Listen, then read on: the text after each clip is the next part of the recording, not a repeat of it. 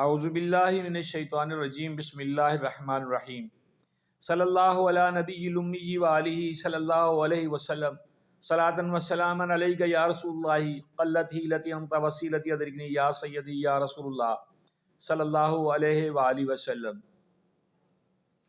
درود استغاثہ سنا آپ نے، اللہ پاک سب کو سننے کی پڑھنے کی توفیق دے۔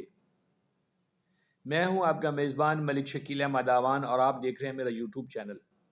میری کوشش ہوتی ہے کہ میں جو دنیا کے جھمپٹ چل رہے ہیں اس وقت، جو دنیا میں جو ہمارے پاکستان میں جو معاملات چل رہے ہیں ان کے ساتھ ساتھ جو ہے میری کوشش ہوتی ہے کہ میں ایسا ولاگ کروں جس سے میں کسی ایک کو بھی اگر کوئی اس سے فائدہ ہوتا تو میں سمجھوں گا کہ میں کامیاب ہو گیا ہوں۔ معاشرہ انسانوں سے بنتا ہے، اور جب سے انسان نے ترقی کی ہے اور آبادیوں میں رہنا شروع کیا ہے، جس کو ہم کولونیل لائف کہتے ہیں، انسان نے بہت ساری ترقی کی منازل طے کی ہیں۔ الحمدللہ پاکستان بھی ترقی کر رہا ہے، ترقی یافتہ نہیں کہہ سکتے تو ترقی پذیر ممالک میں چل رہا ہے۔ عرف عام میں ہم پاکستان جو ہے، پاکستانی عوام غریب عوام ہے، ہم ایک بال قرضے کے نیچے پھنسے ہوئے ہیں۔ ہمیں بر وقت قرض نہ ملے تو ہم ڈیفالٹ کے قریب پہنچ جاتے ہیں۔ اس کے قصوروار ہم خود ہیں۔ بحیثیت پاکستانی ہم انفرادی طور پہ ہر بندہ جو ہے وہ اس کا قصوروار ہے۔ اس کی وجہ یہ ہے کہ ہم ابھی بھی ذاتیات سے نہیں نکل سکے۔ ہم ذاتی مفاد کی جنگ لڑتے ہیں، ہم اپنے قومی مفاد کی، اجتماعی مفاد کی بات نہیں کرتے ہیں۔ ابھی دیکھ لیں، تقاریر چل رہی ہیں، الیکشن کا دورہ ہے، ہر جگہ پہ ہمارے سیاستدان جو ہیں وہ تقاریر کر رہے ہیں اور اپنے اپنے سوانح خواب، اپنا اپنا چورن بیچ رہے ہیں۔ تعلق ان کا کسی بھی پارٹی سے ہو، کسی بھی جماعت سے ہو، ان کے جو دعوے ہیں وہ بہت بلند بانگ آپ ان کو کہہ سکتے ہیں کہ بہت پائے کے دعوے کر رہے ہیں۔ کوئی کسی کو کچھ کہہ رہا ہے، کوئی کسی کو کچھ کہہ رہا ہے، اور میں کہتا ہوتا ہوں کہ اسمبلی میں جا کے سب بہن بھائی ایک جیسے ہو جاتے ہیں۔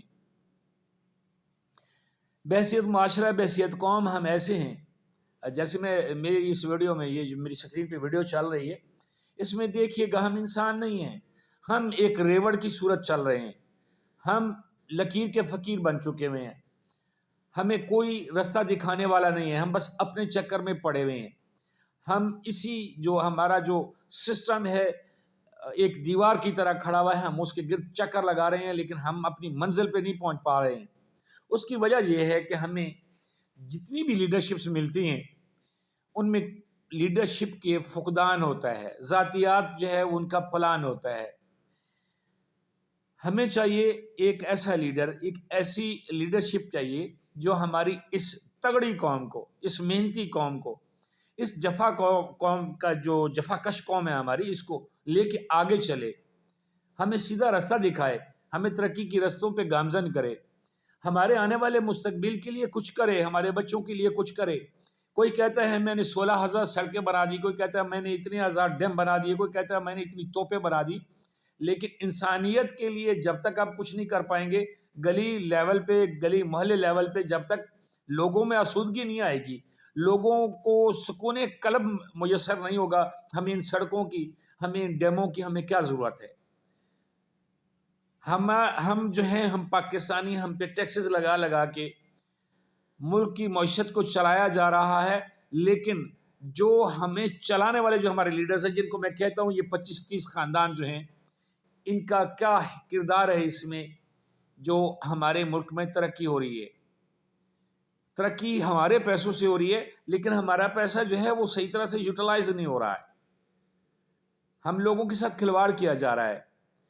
یہ الیکشن کا وقت ہے اور یہ ایسا وقت ہے جس میں ہمیں بہترین لیڈرشپ کو جو ہے منتخب کرنا ہے، بہترین لیڈرز کو آگے لے کے آنا ہے، اپنے ان لوگوں کو آگے لے کے آنا ہے جو ہمارا مداوع کر سکتے ہیں۔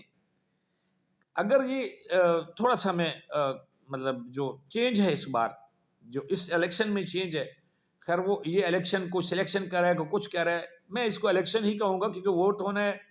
اب ووٹ جو ہے وہ کس طرح ہونا ہے یہ تو خیر اہل اقتدار کو پتہ ہے، یا جو مقتدر لوگ ہیں، ان کو پتہ ہے، لیکن ووٹ دیتے وقت یہ سوچنے کی ضرورت نہیں ہے کہ اس بندے کا ماضی کیا ہے. آپ نے دیکھنا ہے کہ آپ کے مستقبل کے لیے کیا ہے، وہ آپ کو کہاں تک یہ جو ہے وہ آگے لے کے چل سکتا ہے، آپ کے حلقے میں کتنے کام کر سکتا ہے. بہت سارے لوگوں کو ماضی بڑا گندا ہوتا ہے، لیکن وہ جب یہ جو اس دور میں جو دھکے پڑ رہے ہیں، جو معاملات چل رہے ہیں، جیسے آپ دیکھتے ہیں مختلف سوشل میڈیاز پہ دیکھتے ہیں، ٹی وی پہ بھی آتی ہیں لیکن کم ہی باتیں آتی ہیں، سوشل میڈیاز پہ بہت زیادہ آتا ہے کہ جی میاں صاحب نے فلاں جگہ پہ جلسہ کیا، وہ فلاپ ہو گیا. بلاول بھٹو جو ہے وہ پی ٹی آئی سے مدد مانگ رہا ہے، پی ٹی آئی والے کہتے ہیں کہ یہ ہمیں بلہ واپس کر دیں.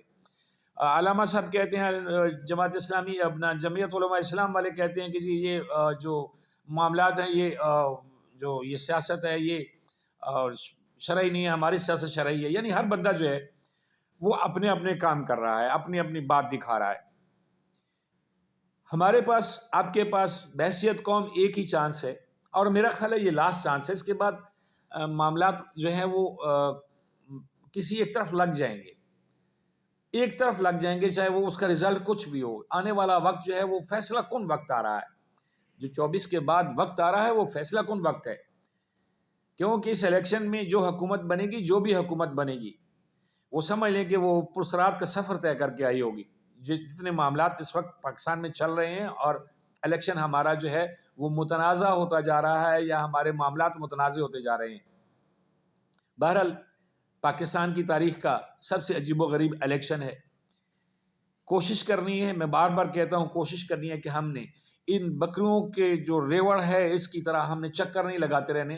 ہم نے اپنے لیے اپنا راستہ ڈھونڈنا ہے، اور ہمیں منزل مقصود پہ پہنچنا ہے، اپنی قوم کو پہنچانا ہے، اپنے ملک کو پہنچانا ہے. عالم اسلام کی نظریں پاکستان پہ ہوتی ہیں، کہیں پہ کوئی معاملات ہوتے ہیں تو پاکستان کی طرف دیکھتے ہیں، کیونکہ ہم پاکستان میں، ہم دنیا میں پہلی اسلامک جو ہے وہ ایٹمی پاور ہے، اور بڑا بھائی کے حوالے سے ہمیں ہمارے ملک کو کام کرنا ہوتا ہے. تو اللہ تعالیٰ سے دعا ہے کہ اللہ تعالیٰ ہمیں ایسی لیڈرشپ دے جس میں قائدانہ صلاحیتیں بھی ہوں، اور ایمان کا جذبہ بھی ہو، اور پاکستان کی خدمت کے جو معاملات وہ الیکشن کے کر کے آتے ہیں، تقاریر میں کر کے آتے ہیں، ان کے اوپر پورا اترنے والا بھی ہو. اللہ تعالیٰ ہم سب کا حامی و ناصر ہو.